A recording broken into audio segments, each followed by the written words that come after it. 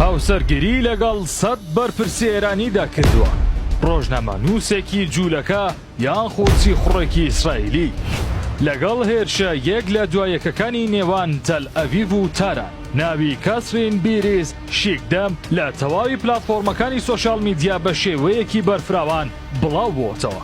ڕۆژنامەنووسێکی جوولەکەیە و لە دایک و باوکێکی جوولەکە لە پاریس لە دایک بووە. پاش هاوسەرگیریکردنی لەگەڵ پیاوێکی یەمەنی لە ساڵی 1999 موسڵمان بوونی خۆی ڕاگەیاند. دوای جیابوونەوەی لە هاوسەرە یەمەنیەکەی لە ساڵی 2014 لە میدیا ئێرانیەکاندا دەستی بە کارکردن کردووە.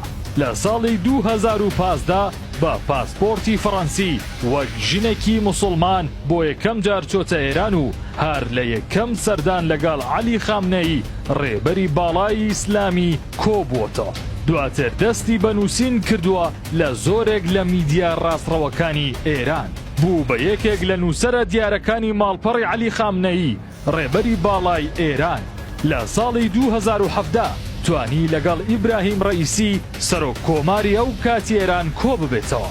توانیوتی 5 جار سەردانی ئێران بکات و پەیوەندی لەگەڵ 100 بەرپرسی باڵای ئێرانی دروست بکات بە بیانووی فێربوونی پرسە ئاینیەکان.